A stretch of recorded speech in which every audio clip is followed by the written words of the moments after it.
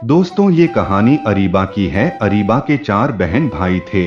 अरीबा से बड़ा एक भाई था और बाकी 2 छोटी बहनें थी। अरीबा ज्यादा अमीर तो नहीं थी, मगर इसके बावजूद भी उसे पढ़ने के लिए शहर भेजा गया था। अरीबा शहर में अपने चाची और चाचा के साथ रहती थी। अरीबा के चाचू की कोई संतान नहीं थी, वो दोनों जॉब करते थे। वे सारा दिन घर से बाहर ही गुजारते थे और शाम को घर लौटते थे, इसलिए अरीबा को बहुत ज्यादा आजादी मिली हुई थी। अरीबा ने 12वीं तक की पढ़ाई अपने गांव में ही की थी और कॉलेज में पढ़ने के लिए वह शहर अपने चाचा के वहां आई हुई थी।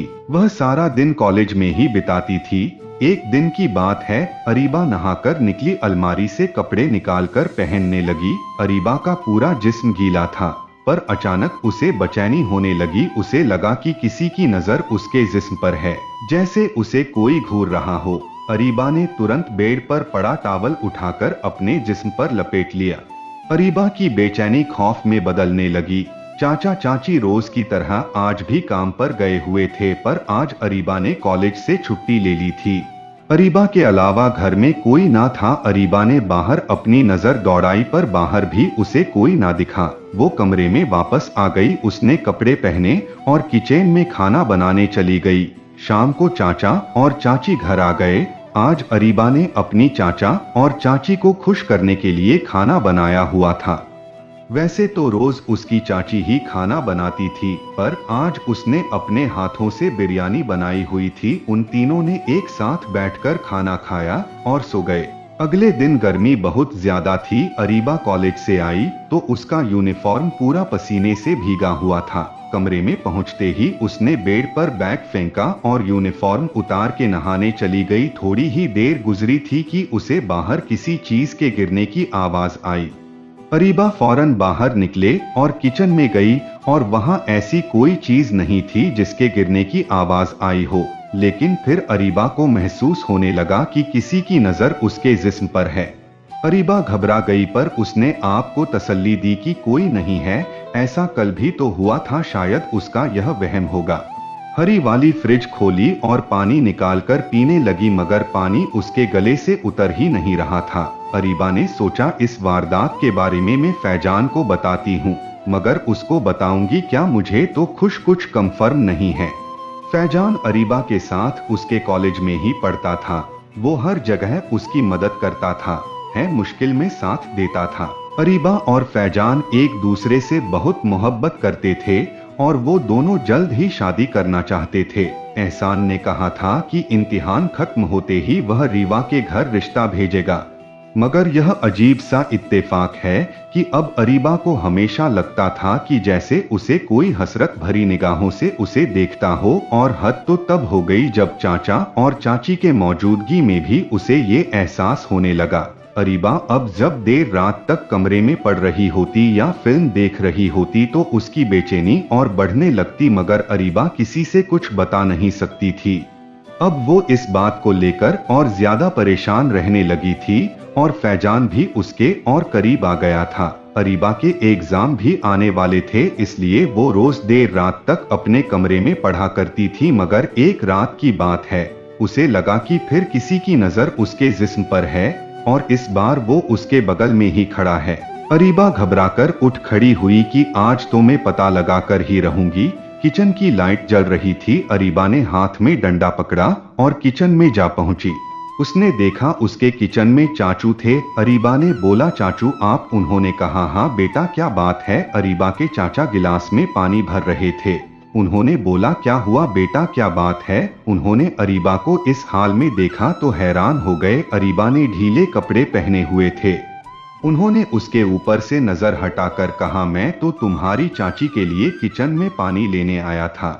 उन्होंने पूछा, बेटा तुम इतना मोटा डंडा लेकर किचन में क्या कर रही हो? तो अरीबा ने बताया, मुझे लगा किचन में कोई चूहा है, इसलिए मैं उसे मारने आई थी। अरीबा के चाचा ने कहा, तुम तो ऐसे ही घबरा गई जैसे चूहा नहीं चोर हो, और वह जोर जोर से हंसने लगे। उनकी हंसी की आवाज सुनकर चाची भी उठकर वहां आ गई और वह कहने लगी, इतनी गहरी रात हो गई है और आप दोनों ऐसे क्या कर रहे हैं? तो चाचा ने उन्हें भी सारी बातें बताई। चाची ने अरीबा से कहा, बेटा रात ज्यादा हो गई है, अब जाकर सो जा। अरीबा ने कहा, चाची मेरे इम्तिहान होने वाला है, इसलिए मुझे रात भर पढ़ना होगा। और जब अरीबा की चाची ने उसके चाचा से पूछा कि आप इतनी रात को किचन में क्या करने आए थे, तब उन्होंने बताया कि मुझे प्यास लगी हुई थी, इसलिए मैं पानी पीने आया था। और यह बात कहते हुए दोनों अपने अपने कमरे में चले गए। अगली सुबह अरीबा पेपर देने गई। उसका पेपर बहुत अच्छा हुआ था, इसलिए वह घर आकर खाना खाके सो गई, क्योंकि अगला पेपर 2 दिन बाद था। पर आधी रात को अरीबा को महसूस हुआ कि जैसे उसके शर्ट के बटन कोई खोल रहा हो। अरीबा थकावट की वजह से गहरी नींद में थी, इसी वजह से उसे समझ नहीं आ रहा था कि ये सच है या सपना। मगर यह एहसास बढ़ता गया, किसी का हाथ अरीबा को अपनी गर्दन से नीचे महसूस होने लगा। अरीबा के मुंह से तुरंत चीख निकल गई, वह तुरंत उठकर बैठ गई। अरीबा किसी की आवाज सुनकर चाची वहां आ गई और उनके पीछे चाचा भी थे। क्या हुआ, सब कुछ ठीक तो है ना? मैं तो वॉशरूम में था। अरीबा घबराते हुए बोली, चाची इस घर में जरूर कोई है। तो चाची गले लगाकर बोली, अरे बेटा यह तुम्हारा वहम होगा। ऐसे कुछ दिन बीत गए। फिर एक रात की बात है, रात के 3 बज रहे थे। अरीबा किचन में पानी पीने गई तो देखा चाचू जाग रहे थे। अरीबा ने कहा, चाची अभी तक आप सोए नहीं? वो कुछ तस्वीरें निकाल कर देख रहे थे। वो अरीबा देखते ही घबरा गए और तस्वीरों को किताब के अंदर रख दी और बोले, हाँ बेटा बस नींद नहीं आ रही थी। अरीबा ने पूछे, यह कौन सी तस्वीर है चाचू? तो उन्होंने ये कहकर बात बना दी कि कुछ नहीं बेटा, बस मेरी पुरानी यादें हैं, जवानी की। अरीबा ने पूछा, क्या यह आपकी शादी की तस्वीरें हैं? मुझे भी देखनी है। पर उन्होंने कहा, तुम्हारी चाची को सुबह जल्दी जाना होगा, इसलिए तुम उन्हें नाश्ता बनाकर दे देना। और यह कहकर उन्होंने बातें टाल दी। आज शाम को चाचा और चाची ऑफिस से घर आए तो उन्होंने बताया उन दोनों लोग को दूसरे शहर किसी रिश्तेदार के यहाँ शादी में जाना होगा और वह अकेले ही जाएंगे। अरीबा को तो साथ लेकर जाना चाहते थे, पर अरीबा का पेपर चल रहा था, इस वजह से उन्होंने अरीबा को अकेले ही छोड़ना पड़ा। चाची ने शादी में जाने से पहले अरीबा को खूब समझाया। उन्होंने कहा, बेटा कॉलेज से आने के बाद घर में ही रहना, पेपर देने के बाद सीधा घर ही आना, कहीं इधर उधर मत चली जाना, दरवाजा अच्छे से बंद कर लेना और अगर कोई भी परेशानी हो तो तुम हमें तुरंत फोन कर लेना। अरीबा ने अपनी चाची से कह तो दिया था कि वह अकेले रह लेगी, लेकिन जब वह पेपर देने के बाद घर लौटी तो उसे घर में अजीब सा महसूस हो रहा था। घर के अंदर आते ही दीवा ने घर का दरवाजा और खिड़की बंद कर दिया और आराम से कमरे में आ गई और बेड पर लेट गई। अरीबा आंखें बंद करके आज के पेपर के बारे में सोच रही थी कि कमरे के बाहर उसे किसी के कदमों की आहट सुनाई दी। अरीबा चौंक कर उठी तो उसे दरवाजे के नीचे से किसी के कदमों का साया नजर आया। अरीबा की तो डर और खौफ के मारे आवाज तक गले में अटक गई। अरीबा को कुछ समझ नहीं आ रहा था कि अब वो क्या करें। उसने फोन उठाया और फैजान को कॉल लगाई। अरीबा ने फोन पर कहा, प्लीज फैजान घर आ जाओ, यहाँ पर कोई है। 10 मिनट के बाद फैजान घर आ गया। अरीबा ने जैसे ही फैजान को देखा उसके अंदर हिम्मत आ गई और वह फैजान के गले लगकर रोने लगी। अरीबा के मुंह से सिर्फ एक ही बात निकल रही थी, यहाँ कोई है, अभी मैंने उसका साया देखा है। फैजान ने अरीबा के लिए खाना बनाया और उस रात उन दोनों ने खूब बातें की। फैजान ने अरीबा को समझाया, देखो तुम आराम करो, मैंने पूरा घर चेक कर लिया है, घर में कोई भी नहीं है। अरीबा ने पूछा, क्या अपने ऊपर चेक किया है? उसने कहा, हाँ मैंने ऊपर भी चेक किया है, सिवाय एक कमरे के जो लॉक है। अरीबा ने बताया कि हाँ वह चाचा और चाची का कमरा है, वह दोनों शादी में गए हैं, इसलिए वह कमरा लॉक है। इतनी बात हो गई। फैजान बोला, तुम मेरे पास आओ, क्या तुम मुझसे प्यार नहीं करती हो? ये कहते हुए वो और करीब हुआ तो अरीबा बोली, क्या कर रहे हो फैजान, क्या कर रहे हो? तब फैजान बोला, क्या मेरा हक नहीं है तुम पर? अरीबा बोली, हाँ हक तो है, मगर। फैजान बोला, क्या मगर? फैजान इतना जज्बात में आ गया था कि उसे मना करना मुश्किल हो रहा था। अरीबा उसे मना तो करना चाहती थी मगर वो उससे बेपनाह मोहब्बत करती थी। इस वजह से उसने अपनी रात को फैजान के हवाले सौंप दिया। सुबह हुई तो फैजान अरीबा का माथा चूमते हुए बोला, मेरे घर से बहुत ज्यादा कॉल आ रही है, अगर आपकी इजाजत हो तो मैं घर जाऊं और अगर तुम तैयार हो जाओ तो हम दोनों साथ कॉलेज चलेंगे और कॉलेज के बाद कहीं घूमने चलेंगे। यह अपनी बाल हो ही रही थी कि तभी दरवाजे पर कोई आ गया। फैजान बोला, यह कौन है? लगता है तुम्हारे चाचा और चाची शादी से लौट आए हैं।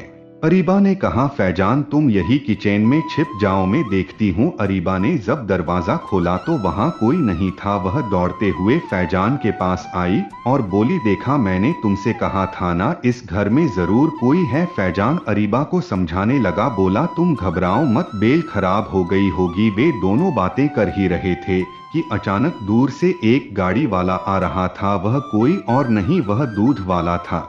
दूध वाले ने अरीबा से कहा, अरे मेम साहिबा, इससे पहले भी मैं एक बार यहाँ पर आया था पर किसी ने दरवाजा नहीं खोला, इसलिए बेल बजाकर मैं दूसरी जगह दूध देने चला गया था।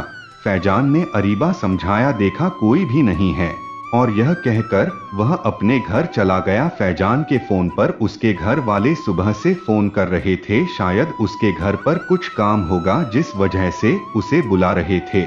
फैजान ने कहा, अरीबा तुम कपड़े बदलकर कॉलेज जाओ, मैं तुमसे वही कॉलेज में मिलता हूँ।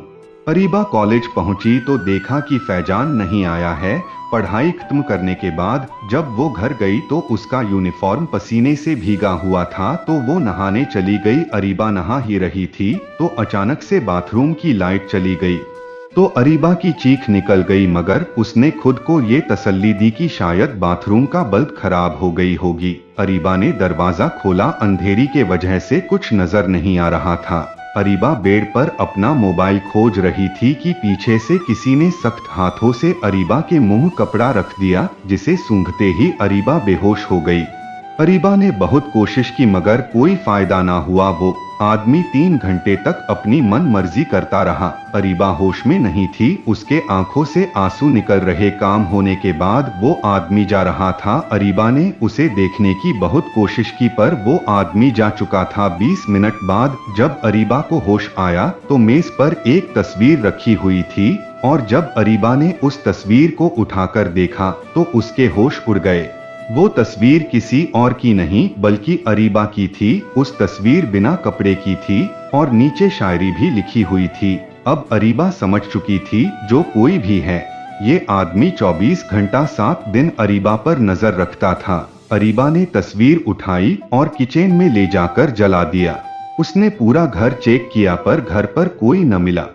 अरीबा ने फौरन फैसला कर लिया कि वो अब इस घर में तब तक नहीं रहेगी जब तक उसके चाचू और चाची नहीं आ जाते। अरीबा ने अपना 2 जोड़ा कपड़ा लिया और अपने दोस्त के वहां चली गई जो कि हॉस्टल में रहती थी। उसने अपनी दोस्त से वो बात तो नहीं बताई, लेकिन इतना कहा कि मेरे घर की चाबी गुम हो गई, मेरे चाचू और चाची दूसरे शहर किसी काम से गए हैं, कल तक वो वापस आ जाएंगे। तो उसकी दोस्त ने उसे वार्डन से छुपाकर अपने वहां रख लिया। अगली सुबह अरीबा का पेपर था जो कि बेहद खराब हुआ। पेपर के बाद अरीबा ने सारी बातें फैजान को बताएं। फैजान गुस्से में तिलमिला उठा, बोला, वह जो कोई भी है मैं उसे छोड़ूंगा नहीं, तुम अभी मेरे दोस्त के फ्लाइट पर चलो। अरीबा बोली, पर मैं दूसरे के घर कैसे जा सकती हूँ? इसलिए बातें हो ही रही थी कि तभी अरीबा के फोन पर उसके चाचू की कॉल आ गई। चाचू बोले, बेटी कहाँ हो तुम? अरे बाकी जान में जान नहीं। बोली, चाचू मेरे एग्जाम अभी खत्म हुआ है, मैं बस तुरंत घर ही आ रही हूँ। और वह तुरंत घर चली गई। घर पहुंची तो चाची बोली, बेटा तुम्हें कोई परेशानी तो नहीं हुई? तुम्हारे चाचा को तुम्हारी बड़ी चिंता हो रही थी, इसलिए जल्दी घर आ गए। आज शाम का खाना अरीबा नहीं बनाया था। खाना खाने के बाद अरीबा के चाचा और चाची को चाय पीने की आदत थी, इसलिए आज भी अरीबा नहीं चाय बनाई थी और उसने चाय अपने चाचा के कमरे में लेकर गई तो चाचा कमरे में नहीं थे, शायद उसके चाचा नहा रहे थे, तो उसने चाय टेबल पर ही रख दी। टेबल पर डायरी खुली थी। अरीबा को शायरी का शौक नहीं था, लेकिन जब उसने अपने चाचा की शायरी पढ़ी, यह वही शायरी जो उस रात पर्दी पर लिखी हुई थी। अरीबा समझ गई क्या वह चाचू ही थे। जब अरीबा को थोड़ा और शक हुआ तो उसने अपने चाचू का कमरा चेक किया तो उसे अपनी और तस्वीरें मिल गई। अब अरीबा समझ चुकी थी कि बंदा जो भी है वह घर का है। अरीबा इतना सोच ही रही थी कि इतने में उसके चाचू नहाकर निकाला है और उन्होंने देखा कि उनकी डायरी हरीबा के हाथों में है और उन्होंने जो हरीबा की तस्वीरें ली थी वह सारी अब अरीबा के हाथ लग चुकी। अरे बाकी चाचू बोले, क्या ढूंढ रही हो? क्या तुम अभी और अपनी तस्वीरें ढूंढ रही हो? वह मैं ऐसे सरेआम थोड़े ही रख सकता था। अगर तुम्हारी चाची बहुत शक्की है और उन्हें थोड़ा भी पता चल जाता है तो वह तो मेरी जान ही ले लेती। अरीबा बहुत ज्यादा डर गई थी। अरीबा अपनी तस्वीर देखकर शर्म से पानी पानी हो गई। अरीबा के चाचा ने बोला कि ये जो तस्वीर तुम्हारे हाथ में है इसकी कई कॉपियां मेरे पास है और अगर तुमने किसी को भी कुछ बताने की कोशिश की तो मैं इन तस्वीरों को दीवारों पर लगा दूंगा। ये पकड़ो और चुपचाप कमरे से निकल जाओ। अरीबा चुपचाप कमरे से रोते रोते बाहर आई तो सीढ़ियों पर उसकी चाची ने पूछा, बेटा क्या हुआ है? बेटा अभी कमरे से तुम्हारी आवाज आई थी। अरीबा ने बोला, नहीं चाची कुछ नहीं हुआ, मैं चाचू से झगड़ रही थी। मैं बोली इतनी दिन वहां रहकर आए हैं पर आपको मेरी कोई परवाह ही नहीं है। चाची बोली, अच्छा तो ये बात है। अरीबा बोली, आप ऊपर जाएं और गपशप लगाएं। मैं आराम करने जा रही हूँ, मेरे कमर में दर्द है, मैं जरा लेट में जाऊं। अरीबा सदमे में थी कि मेरा सगा चाचू ही ऐसा निकलेगा। वो चुपचाप अपने कमरे में चली गई और तुम तस्वीरों को देखने लगी। कुछ देर बाद उसके चाचू भी कमरे में आ गए और वह कहने लगे, देखो तुम्हें मुझसे डरने की जरूरत नहीं है। तुम मुझसे क्यों नफरत कर रही हो? मेरा तो कोई कसूर नहीं। तुम जवान हो और बेहद खूबसूरत भी, और ऐसे में तुम बिना कपड़ों के नहाकर बाहर आ जाओगी तो किसी का भी दिमाग खराब हो सकता है। मैं उस दिन ऑफिस की फाइल लेने घर आया था पर मैंने तुमको देखा तो मैं नाकाम रहा। मैंने खुद को खूब समझाने की कोशिश की पर मैं अपने हाथ से हार गया। गलती तुम्हारी है, तुम्हारी घर वालों की जो तुम्हें यहाँ अकेले भेज दिया। देखो रो नहीं, तुम्हारी चाची सो रही है।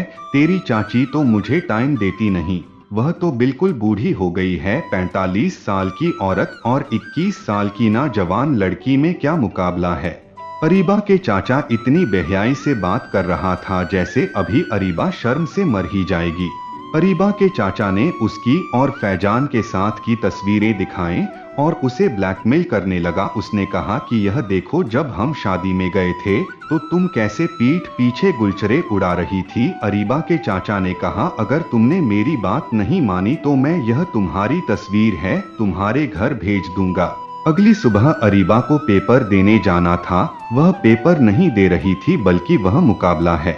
पूरा 3 घंटा रो रही थी। पेपर देने के बाद उसने फैजान को कई बार कॉल लगाने की कोशिश की पर उसको कॉल नहीं लगा। फैजान अपने पापा के बिजनेस के सिलसिले में दूसरे शहर गया हुआ था और जहां पर वह गया था वहां पर अक्सर सिग्नल आते जाते रहते थे।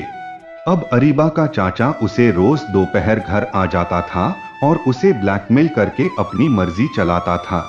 एक दिन की बात है, हरीबा ने छुपते छुपाते अपने बड़े भाई को फोन लगाया और बोला, मुझे घर की बहुत याद आ रही है, मेरे एग्जाम भी खत्म हो गए हैं, 1 महीने की छुट्टी है, भैया प्लीज मुझे आकर घर ले चलो। फिर अचानक से उसकी तबीयत खराब होने लगी। दवा लेने के बहाने जब अरीबा ने अपना टेस्ट किया तो उसे पता चला कि वो माँ टाइम्स बनने वाली है। उसने सारी बात फैजान को बताई। फैजान के चेहरे की रंगत ही उड़ गई।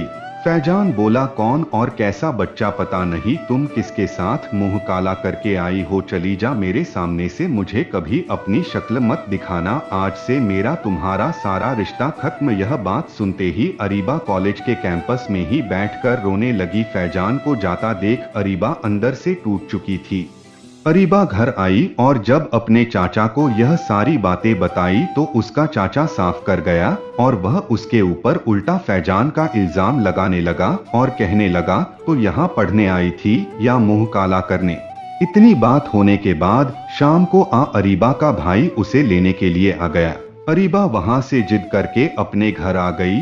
1 महीने के बाद अरीबा का रिजल्ट आ गया जिसमें वो फेल हो गई थी। अरीबा के घर में सब हैरान हो गए कि हमेशा पास होने वाली लड़की अचानक से फेल कैसे हो गई। अरीबा की माँ उसकी हालत को देखकर समझ चुकी थी कि कुछ ना कुछ गड़बड़ तो जरूर है। अरे बने जब अपना रिजल्ट सुना तो वहीं बेहोश हो गई। अरीबा के पापा एक डॉक्टर को ले आए। डॉक्टर ने अरीबा के पापा से पूछा, क्या आपके बेटी की शादी हो चुकी है? उन्होंने कहा, नहीं, अभी नहीं हुई। डॉक्टर ने बोला, आप बुजुर्ग लोग हैं। और आगे जो डॉक्टर ने बताया उस बात को सुनकर अरीबा के पापा को दिल का दौरा पड़ गया। अरीबा का बड़ा भाई अपने पापा को अस्पताल लेकर जा ही रहा था कि उन्होंने रास्ते में ही दम तोड़ दिया, तो वह उन्हें घर ले आया। अरीबा अपने पापा की लाडली थी, वह प्यार से उसे लाडो बुलाते थे और आज उसी लाडो की वजह से आज उस घर में मातम का माहौल था।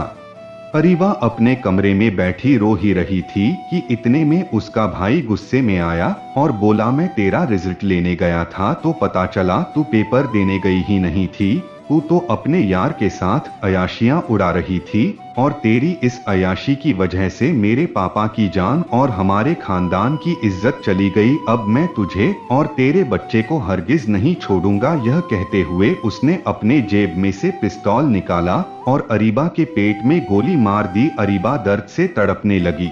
गोली की आवाज सुनकर पूरा मोहल्ला अरीबा के कमरे में आ गया।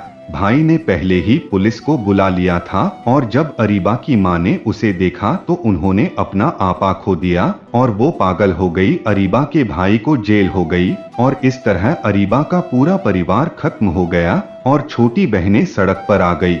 तो दोस्तों, ये कहानी आप लोगों को अच्छी लगी होगी तो इसे लाइक करें और हमारे चैनल को सब्सक्राइब करें। धन्यवाद।